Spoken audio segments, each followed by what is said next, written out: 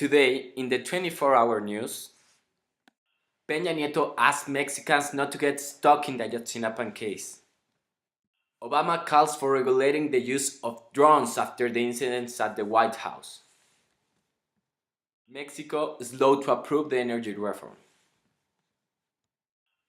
And on the main news, Ferguson and the racial problems in the US. Hi, good night. This is the 24 hours news, and I'm Andres Gonzalez. Today, I will discuss a very interesting topic about Ferguson.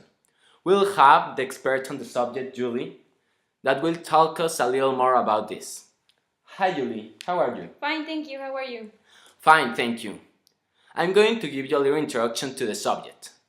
You know, racism in the United States have been mainly manifested among white and born Americans against African Americans.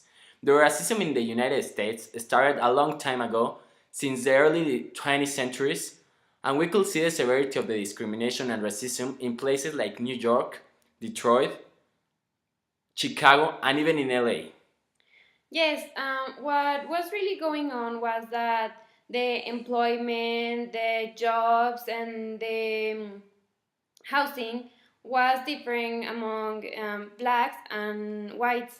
So these facts give rise to the movement of equal rights for the black that was led by Martin Luther King. And in 1955, the movement for civil rights in America occurs that was a struggle for equality against the law, mainly for black citizens. But just 55 years later, after the President Lyndon B. Johnson signed the Civil Rights Act, and 5.5 years later, that President Barack Obama made history by becoming the president of the US, the United States hasn't still get over these racial problems. Yeah, that's terrible. So, getting a little bit more into the subject, what can you tell us about Ferguson? Yes, well, after all what happened, slavery and racial segregation remains a tension between blacks and whites. So this radical devotion and inequality, it's deeper shown between them. Ferguson, it's a small locality between that has like 21,000 inhabitants, and in 1980, the 85% of its population was white, but nowadays 67% it's black.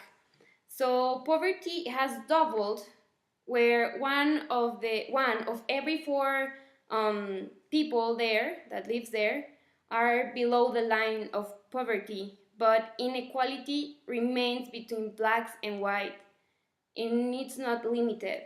Oh my god, that's really interesting and sad at the same time. I heard about a child called Michael Brown. What can you tell me about her? Well, on August 4 in 2014, a young man named Michael Brown was on his way to his grandmother's house, but he was walking on the street, and a white cop um, approached him and told him to walk on the sidewalk, but he didn't listen to him, and he continued walking on the street.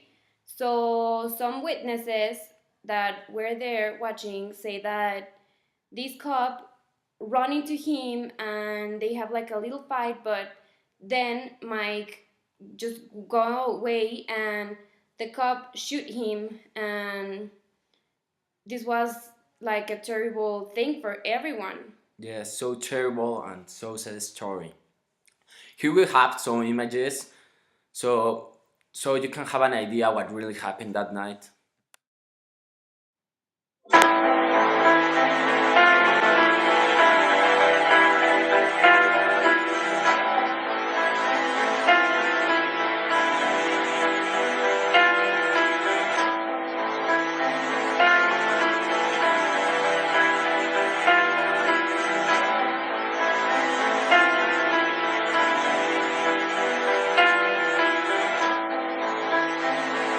Okay, so one last question. Do you think these kind of things will continue to happen? Yeah, sadly, I think they will, because in the past 2 years, similar cases like the one of Michael Brown have been constant in the news, in the local media, so these remind us that the US has serious racial problems. And I think that might keep like that for a little while. Well, thank you very much, Yes. Julie. Thank you for your time. We'll continue giving you some news about these racial problems. Thank you very much.